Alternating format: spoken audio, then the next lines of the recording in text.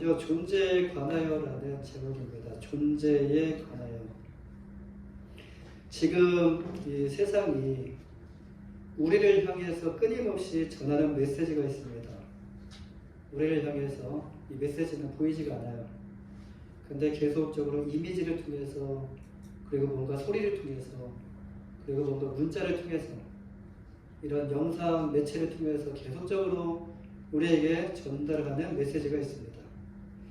그 메시지가 무엇이냐면, 남 눈치 보지 말고 너를 위해 살아라. 내가 하고 싶은 대로 해. 그리고 결국에 가장 중요한 그 문장이 뭐냐면, 네 인생은 네 거야 라는 이 메시지가 계속적으로 전달되고 있습니다. 이 표현은요, 요즘 사람들이 자주 쓰는 말 중에 하나입니다. 이런 메시지를 우리에게 계속해서 쉬지 않고 전하고 있는데, 이것을 자극적으로 이렇게 전하는 것이 아니라 다양하게 포장을 해서 마치 이것이 나에게 좋은 것처럼 포장을 해서 부드럽게 이 메시지의 의미를 우리에게 전달하고 있어요. 이것을 누가 최초로 사용했을까요? 이 내용을 누가 최초로 사용했을까요? 이것은 그 어떤 사람이 만들어낸 것이 아닙니다. 어떤 사람이 아니라 사단이 최초의 인간에게 사용했던 방법이에요. 이 성경에서 사단이 하와에게 나타나서 했던 말과는 이 지금 우리가 사용하는 이 단어는 좀 다르지만 의미는 동일합니다. 뭘 전달하기를 원하는지, 이 메시지를 통해서 어떤 의미를 전달하기를 원하는지 이 의미는 동일해요.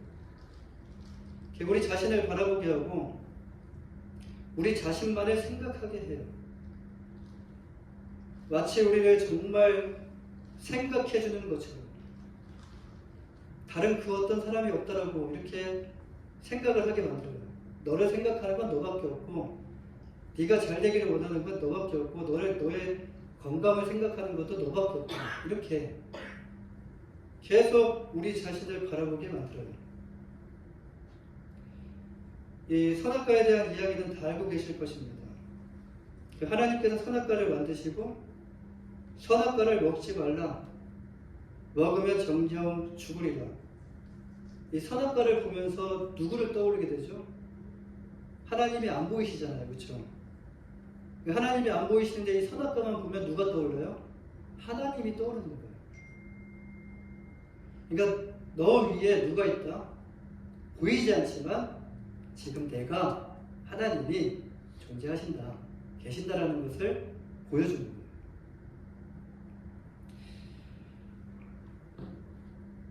거예요. 하나님께서 선악과를 만드시고 선악과를 먹지 말라, 먹으면 정녕 죽으리라고 말씀하셨어요. 그런데 하나님의 명령에 하와는 어떻게 했죠?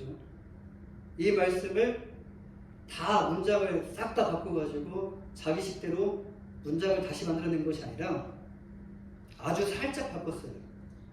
먹으면 반드시 죽으리라, 먹으면 죽을까 하노라. 반드시 죽는 거에서 죽을 수도 있어로 바꾼 거예요. 그러니까 우리가 생각할 때, 우리에게 유리한 쪽으로 생각할 때 뭐라고 말을 하죠? 설마 그럴 리가 라는 생각을 하시죠. 그쵸? 그러니까 설마 그럴까? 설마 하나님께서 죽이실까? 둘 다 죽는다는 단어가 들어가 있어요. 사람의 말에는 눈에 보이지 않는 마음과 생각이 담겨져 있는데, 이 안에는 하와가 품었던 마음과 생각이 고스란히 담겨져 있는데, 이 안에는요, 그 하나님의 말씀을 온전히 믿는 것이 아니라 반신반의하는 마음. 이것을 먹으면 반드시 죽는다고 했는데 먹는다고 해서 과연 죽을까? 이거예요. 한번 죽어볼까? 이런 거죠. 하나님의 말씀을 대하는 우리의 생각과 여러분 거의 비슷하지 않습니까? 하나님의 말씀에 좋은 거에는, 우리에게 좀 맞는 거에는 하나님의 말씀에 전적으로 우리가 동의를 하지만, 하나님의 말씀에 좀 우리가 좀 불편한 것이 있다면 설마 하나님께서 그러실까? 이 말씀을 그대로 믿는 것이 아니라 이 말씀을 자기 생각대로 해석하여 받아들이는 것. 여러분 어떻게 생각하십니까? 이것이 하나님의 말씀이라고 생각하십니까? 지금 하와가 하나님을 대변해서 하나님의 말씀을 사단에게 말을 했는데 이게 과연 정말 하나님의 말씀일까요? 말씀인 것처럼 보이지만 이것은 하나님의 말씀이 아니다는 거예요. 이 안에는 하나님의 말씀을 의심하는 하와의 생각이 그대로 고스란히 포함되어 있어요. 그렇게 되기를 원하는 그 마음, 먹어도 죽지 않기를 바라는 그 마음. 지금 우리가 예수님을 믿는다고 하면서도 이렇게 우리가 이런 삶을 살아가고 있지 않은가. 이때 사단이 얼마나 신났을까요? 자신에게 찾아온 절호의 길을 어떻게 놓칠 수 있겠습니까? 그때 바로 사단은요, 아니야. 두 번 생각하지 못하도록 해요. 아니야. 먹어도 죽지 않아. 너희가 하나님처럼 될까봐 그렇게 하신 거야. 내 마음이 하고 싶은 대로 해. 지금 내 마음이 끌리는 대로 해. 지금 내 마음이 움직이는 대로 해. 라고 하와의 마음을 자극하고 부추겼어요. 이때부터 세상 가운데 무엇이 들어왔죠? 세상 가운데 비교하는 마음이 들어온 거예요. 그리고 세상 가운데 서로를 자극하는 마음이 들어온 거예요. 지금 사단은 누구를 바라보겠습니까? 우리는 하나님의 영광이 되어야 하고 우리는 하나님을 바라봐야 되는 것이 원래 창조의 목적인데 이것이 우리를 향한 하나님의 창조의 목적인데 그런데 이제 사단은요 하와를 하나님이 아니라 누구를 바라보겠냐면 하와 자신을 바라보라고 집중하도록 했어요. 너만 생각해. 하나님이 아니라 너만 생각해. 시선이 하나님을 떠나 자신에게 향해 자기만을 바라봤을 때 이제 어떤 결과가 나오게 되었는가? 결국 하와는 죄를 범하게 됐어요. 그 죄는 연결되어져서 그 죄로 끝난 것이 아니라 그 죄는 삶을 파괴시키기 시작했는데 죄로 인하여 하나님과의 관계가 깨지게 됐고요. 그리고 가정 안에서 그 화목했던 그 관계가 깨지면서 가정 안에 부부 간의 관계가 깨지고 불화가 일어나기 시작했다는 거예요. 여기서 부부는 주님께서 이 말씀하셨죠. 하나님 사랑, 이웃 사랑. 여기서 부부는 최초의 이웃을 의미합니다. 최초의 이웃.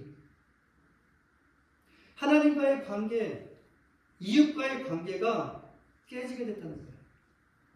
왜 이런 일들이 일어났을까요? 앞서 말씀드렸듯이 나의 죄가 아무렇지도 다른 누군가에게 영향을 미치지 않을 거야라는 이 생각. 근데 나의 죄가 가정에 영향을 미치고 나의 죄가 이웃에 영향을 미치는 거예요. 그래서 결국에는 하나님과의 관계, 이웃과의 관계가 깨지게 돼요. 왜 이런 일들이 일어났습니까? 앞서 말씀드렸듯이 사단이 자극하며 사단이 부추기는데 남 눈치 보지 마라. 너를 위해 살아라. 내가 하고 싶은 대로 해라. 나는 나 중심적인 삶에 대한 이 사단의 메시지를 뿌리치지 못하고 이 사단의 메시지에 그 유혹에 그대로 넘어간 결과라는 거예요. 굉장히 좋아 보이죠? 그렇죠? 매력적이죠? 남 눈치 보지 말고 너의 원하는 대로 살아라 했을 때 나를 생각해 주는 것처럼 보이고 굉장히 매력적인 요구예요. 하나님이 아닌 나를 바라봤을 때 이런 결과가 나타나게 된다는 거예요.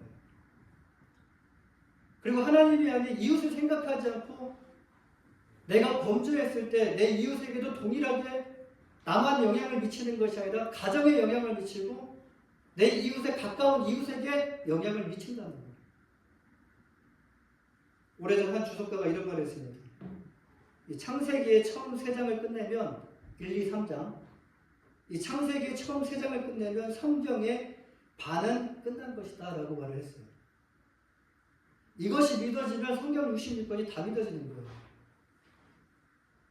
창세기 1장에서부터 3장까지 어떤 말씀이 담겨져 있길래 이런 말을 했던 것일까? 창세기의 처음 3장에는요.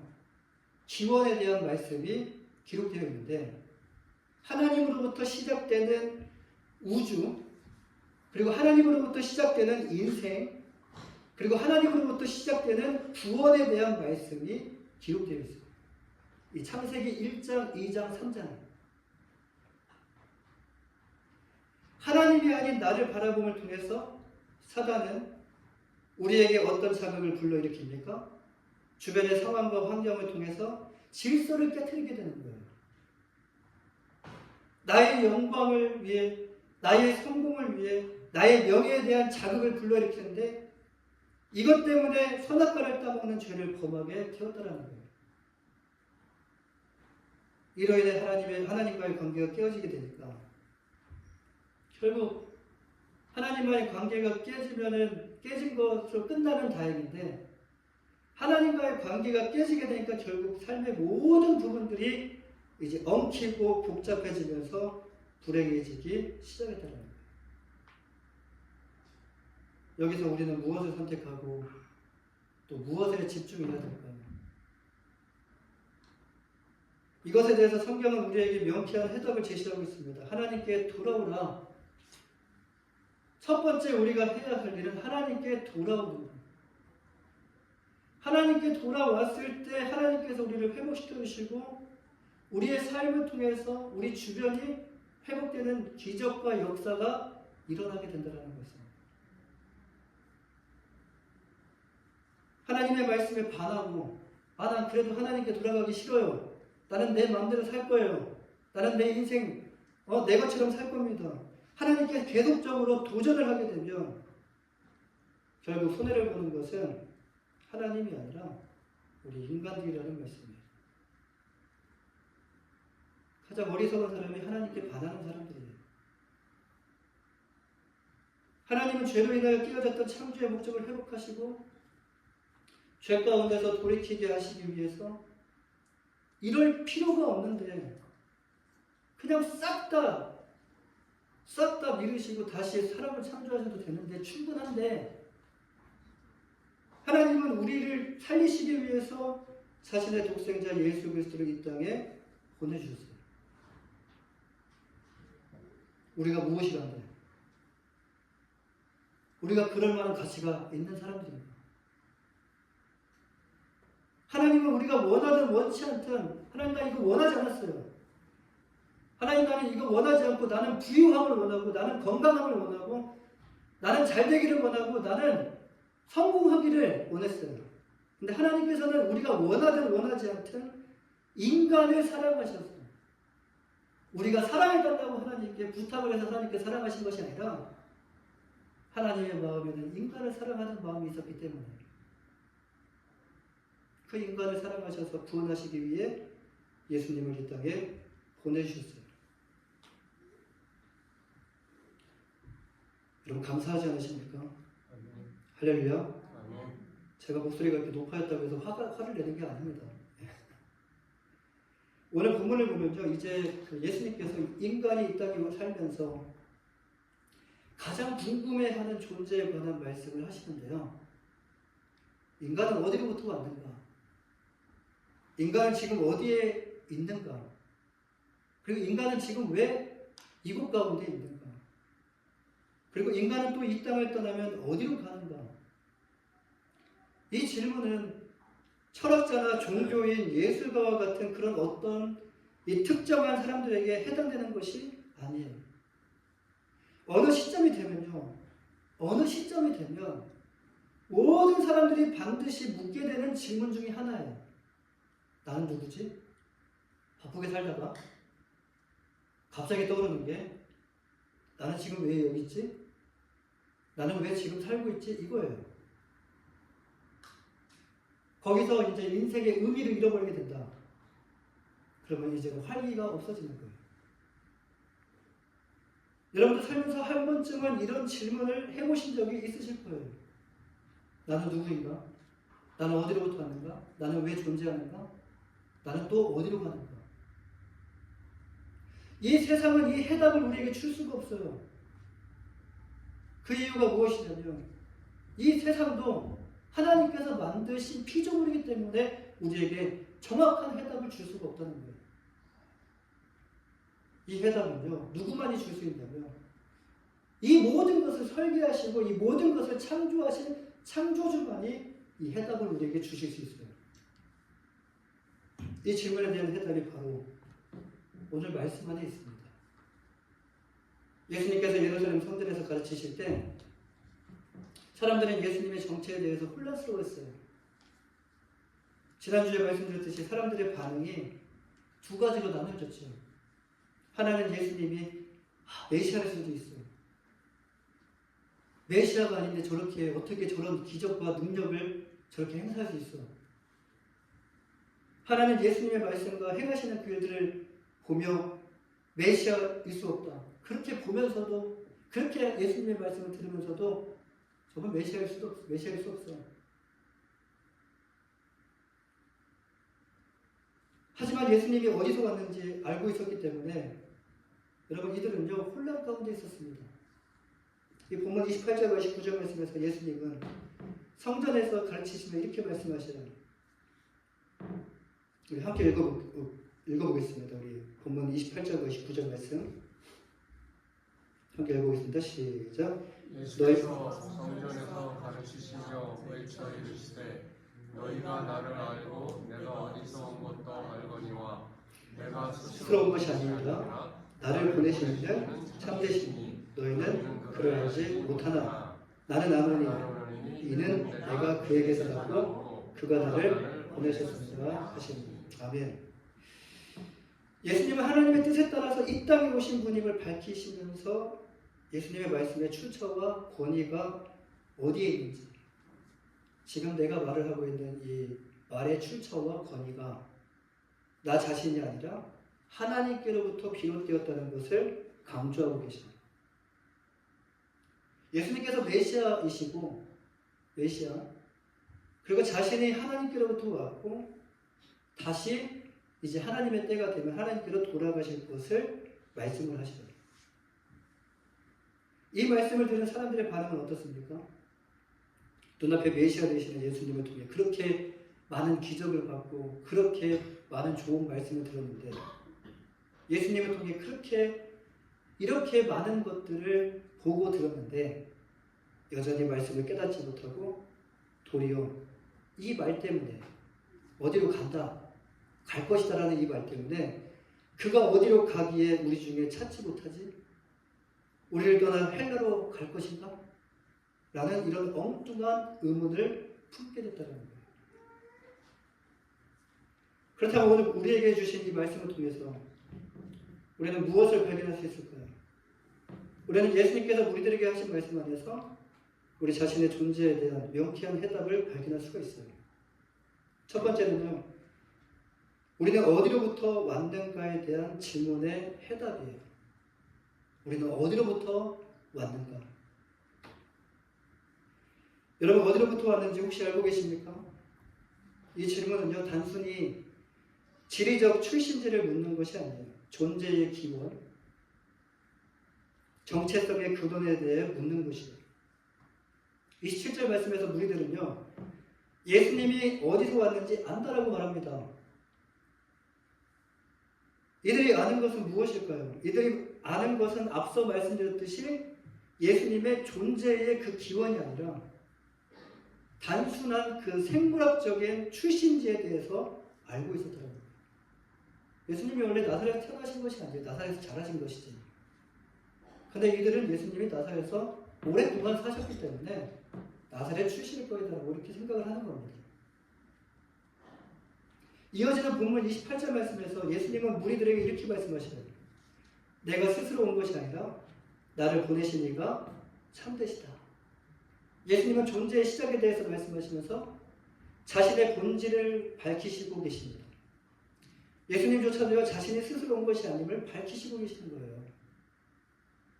자, 이것은 우리에게 어떤 의미를 주고 있을까요? 우리 인생도 마찬가지로 우리 스스로 온 것이 아니라는 것을 말씀해주고 있는 거예요. 28절 말씀에서 나를 보내신 이가 참되시다 라고 말씀을 하는데, 이것은 무엇을 의미하냐면 예수님을 보내신 이가 누구신지에 대한 말씀이에요. 이 말씀 안에는 보내신 분이 바로 하나님이시다라고 말씀하시는 거예요. 누가 참되십니까? 누구만이 참이십니까? 유대인들이 아는 누구만이 참되셔요? 하나님만이 참되십니다.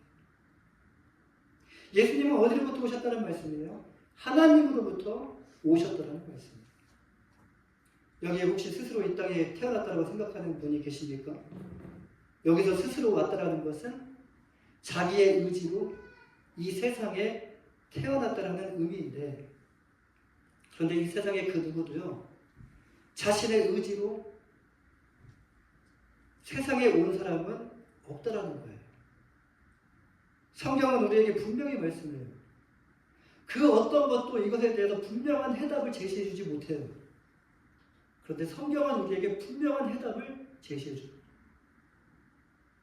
창세기 2장에 보시면 인간의 기원에 대해서 말씀하는데, 2장 7절에 보시면 여호와 하나님이 땅의 흙으로 사람을 지으시고 생기를 그 코에 불어넣으시니 사람이 생명이 되니라. 어떤 사람들은 인생을 우연이라고 표현합니다. 우연히 우주가 생겼던 것처럼 우연히 우리의 인생도 생겨났다고 말을 하는 사람이 있어요. 우리의 고귀한 인생이 그저 우연의 산물이라면, 나의 인생이 존귀한 인생이 아니라 그냥 우연의 산물이라면, 여러분, 그보다 더 슬픈 일이 어디 있겠습니까? 슬픈 일이에요. 그런데 우리는 우연의 산물이 아니에요. 우리 모두는 하나님의 뜻과 하나님의 계획 가운데 창조된 존귀한 존재라는 말씀이에요. 할렐루야. 이 사실은요, 우리의 삶에 주어진 목적과 방향이 있음을 말해주는데, 예수님께서 부활하시고 제자들에게 너희에게 평강이 있을지어다, 아버지께서 나를 보내신 것 같이 나도 너희를 보내노라 라고 말씀하시죠. 이 말씀은 예수님께서 하나님께로부터 사명을 받고 이 땅에 오신 것과 같이 예수님을 따르는 제자들에게도 이 말씀을 깨닫고 이 말씀대로 삶을 살려고 하는 사람들에게 동일한 사명을 주셨다는 것을 의미합니다. 어떤 삶이죠? 우리의 삶은 그냥 삶이 아니에요. 선교적 삶, 영혼 구원의 삶.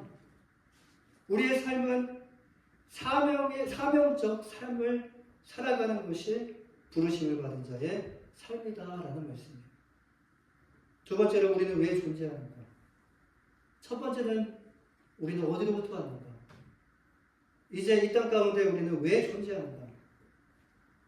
이것은 방금 말씀드렸던 것과 같이 사명과 연결되는 말씀인데요. 본문 29절 말씀에서 예수님은 나를 보내신 이는 너희가 알지 못하나 나는 그를 안다라고 말씀해요. 앞서 말씀드렸듯이 우리는 어쩌다가 우연히 태어난 그런 존재가 아닙니다. 우리는 존귀한 존재예요. 우리는 하나님께서 창조하신 존귀한 자들이에요. 그러면 우리가 살아가는 이 삶이 무의미한 삶이 아니에요. 가치 있는 삶이에요. 분명한 하나님의 뜻이 있기 때문에 우리 안에 소망이 있고, 우리 안에 이 소망으로 인해서 하나님께 주시는 그 기쁨과 평안이 우리 안에 가득합니다. 우리는 하나님께서 창조하신 존귀한 자들이에요. 하나님께서 예수님을 이 땅에 보내셨던 것 같이 우리 또한 하나님께서 우리를 이 땅에 보내셨어요. 예수님을 보내셨고 우리 또한 보내셨습니다. 보내시라는 이 단어 안에는 사명이라는 의미가 담겨져 있는데, 누구도 어떤 사람을 어딘가에 보낼 때 그냥 보내는 것이 아니라 손에 뭔가를 쥐어주던가, 아니면 입에 할 말을, 전해야 할 무언가를 입에 담아주던가, 그렇게 하면서 그것을 받아야 하는 사람에게 보내는 것이 보냄을 받은 자예요. 하나님께서 예수님을 이 땅에 보내신 이유가 무엇이죠? 그냥 보내신 것이 아니에요. 이 땅 구경하다가 다시 돌아가라고 하신 것이 아니에요. 하나님께서 예수님을 이 땅에 보내신 이유는 인류를 죄에서 구원하시고 하나님의 사랑을 보여주시며 우리에게 영원한 생명을 주시기 위해 이 땅에 오셨다라는 말씀. 요한복음 3장 16절 말씀 우리가 잘 기억하죠. 하나님이 세상을 이처럼 사랑하사 독생자를 주셨어요. 이는 그를 믿는 자마다 멸망치 않고 영생을 얻게 하려 하시더라.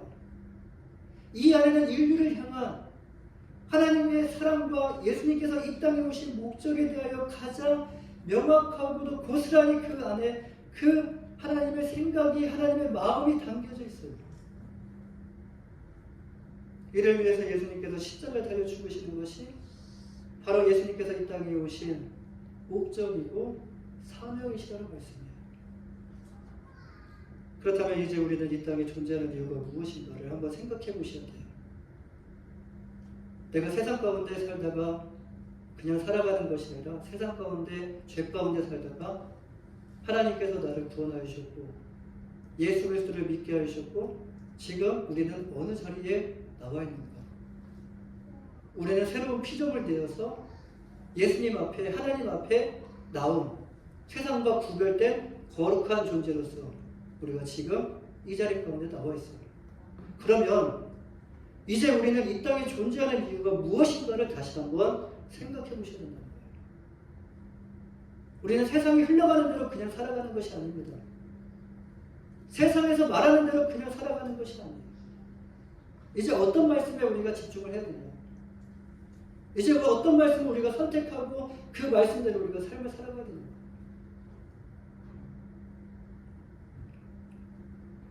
이 말씀 안에서 우리는 우리가 이 땅에 존재하는 이유에 대한 또 하나의 해답을 발견할 수 있어요.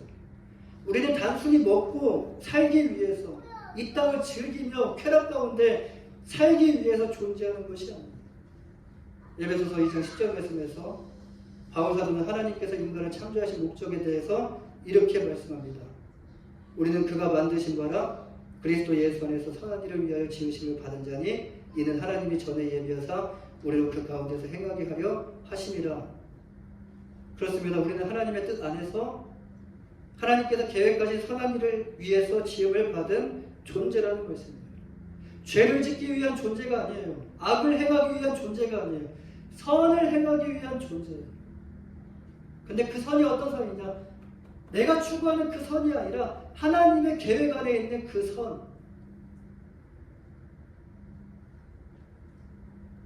예수님처럼 하나님 뜻 안에서 하나님의 선을 행하게 하시기 위해 우리를 이 땅에 보내셨다는 것입니다. 예수님처럼 이제 우리도 보내신 분의 뜻과 목적에 따라 삶을 살아가야 될 줄 믿습니다.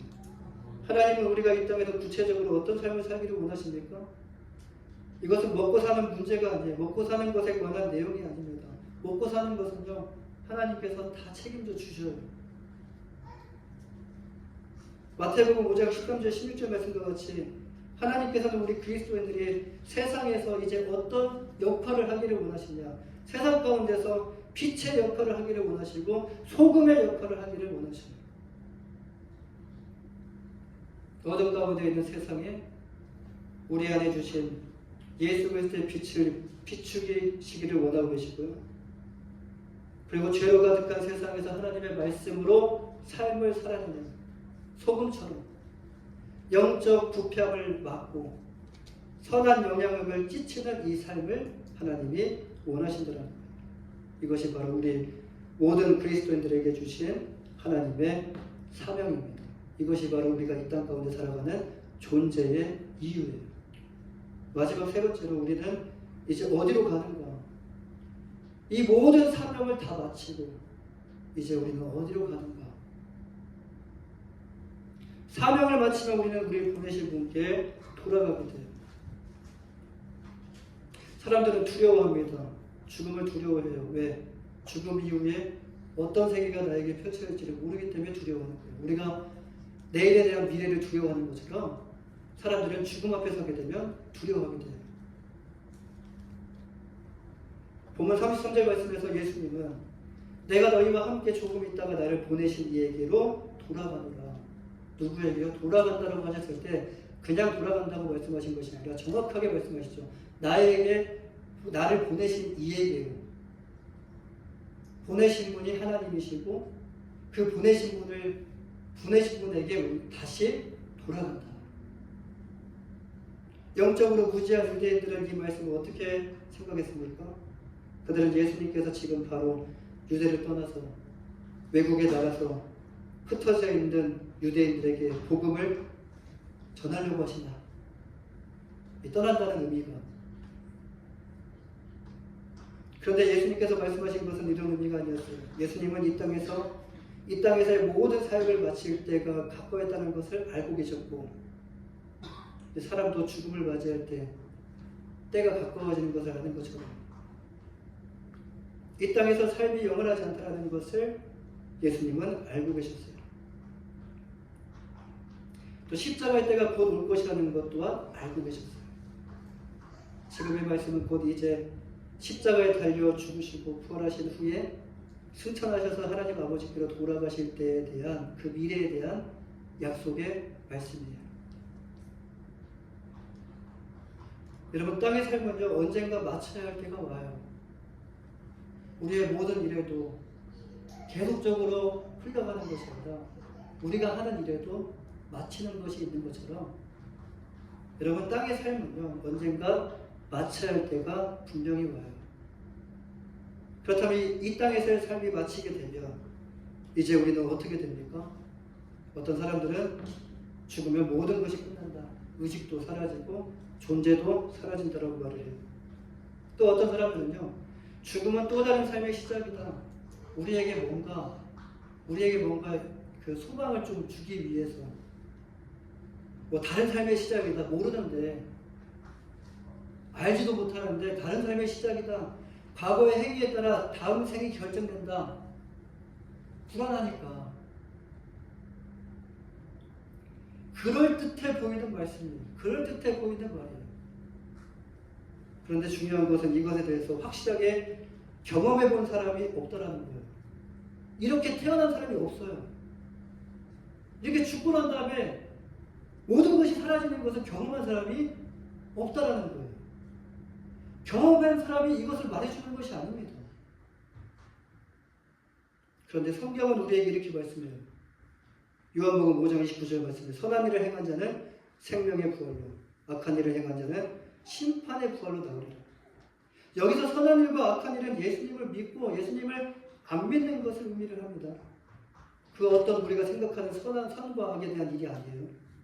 그 일도 포함되어 있지만 본질적인 것은 예수님을 믿고 안 믿고의 차이가 나는 거예요. 죽음 이후에 부활이 있다는 것이에요. 부활 이후에 무엇이 남아 있습니까? 히브리서 9장 27절 말씀처럼 한 번 죽는 것은 사람에게 정해진 것이요 그 후에는 심판이 있으리라. 우리 모두가 하나님께로 돌아가게 된다는 말씀이에요. 하나님께 돌아가 심판을 받게 된다는 거예요. 세상의 말보다 여러분, 이 말씀이 오늘 우리에게 주신 이 말씀이 왜 신뢰가 되고 왜 이 말씀이 가장 그래도 믿을 만한가? 앞서 말씀드렸듯이 경험의 차이입니다. 이것은요, 죽음을 경험하시고 부활하신 예수님께서 직접적으로 말씀하신 것이기 때문에 신뢰도가 높아요. 할렐루야. 신뢰도가 높아요. 내가 100% 신뢰하지 못할 수 있어요. 그러나 100% 신뢰할 수 있도록 이 말씀을 내게 주셨어요. 직접 경험하시고. 사람은 누구나 손해보는 것을 싫어합니다. 손해보지 않으려고 해요. 그래서 계산합니다. 어떻게 되든지 손해보지 않기 위해서. 손해는 안 봅니다. 손해는 안 보지 않습니다. 그러나 손해를 줄이기 위해서 어떻게 되든지 계산을 해요. 손해보지 않으려고 노력합니다. 과연 예수님을 믿고 하나님께서 기뻐하시는 삶을 사는 것이 우리에게 손해를 끼칠 것입니다. 이것은 절대로 우리가 손해보는 선택이 아니고 손해보는 장사가 아니에요. 예수님께서 말씀하신 것과 같이 우리 또한 육체의 때가 마치게 되면 우리를 보내신 분께로 돌아가게 돼요. 반드시 돌아가요. 문제는 돌아가는 것이 아니라 돌아갈 준비가 되어 있느냐가 문제예요. 예수님께서 어떤 준비를 하셨습니까? 사복음서를 읽어만 봐도 그 성경 66권 중에서 다른 말씀이 아니라 사복음서만 읽어봐도 우리는 충분히 예수님께서 어떤 준비를 하셨고 어떤 일을 하셨는지를 우리는 알 수 있습니다. 우리도 돌아갈 때가 반드시 온다는 것을 기억하고 육체의 때가 아니라 이제 영혼의 때를 위해서 준비하며 거룩한 삶을 우리가 살아가야 될 줄 믿습니다. 하루를 살더라도 지금 오늘 우리에게 주신 이 하루, 내일은 약속이 없어요. 우리가 내일 하지만 우리에게 내일이 올지 보장이 안 돼요. 하루를 살더라도 그냥 살면 안 돼요. 목적이 있어야 하는데 그 목적이 이제는 나를 위한 것이 아니라 하나님의 영광을 위한 목적이 되어야 한다는 말씀이에요. 훗날 반드시 이것에 대해서 결산해야 하는 때가 오게 된다라고 그 말씀도 있어요. 바울 사도는 죽음을 앞두고 영적 아들인 디모데에게 이렇게 고백합니다. 디모데후서 4장 6절에서 8절 말씀에 나는 선한 싸움을 싸우고 나의 달려갈 길을 마치고 믿음을 지켰으니 이제 후로는 나를 위하여 의의 멸류관이 예비되었으므로 주 곧 의로우신 재판장이 그날에 내게 주실 것이며 내게만 아니라 주의 나타나심을 사모하는 모든 자에게 주실 것이다. 사랑하는 여러분, 내가 어디로부터 왔고 내가 여기에 왜 있고 또 이제 훗날 육체의 삶을 마치면 또 어디로 가는지를 아는 사람은요, 이제 기분과 감정대로 삶을 살아가지 않습니다. 하나님의 뜻이 아닌 내 기분과 감정을 앞세워 싸우는 것이 아니라 바울 사도의 고백과 같이 선한 싸움을 위하여 싸우면서 끝까지 우리에게 주신 구원의 그 믿음을 지키며 우리에게 주신 또 다른 영혼을 살리기 위한 그 우리에게 주신 그 사명을 붙잡고 달려갈 길을 끝까지 달려가는 여러분 모두가 되시기를 주님의 이름으로 간절히 축원합니다. 기도하겠습니다.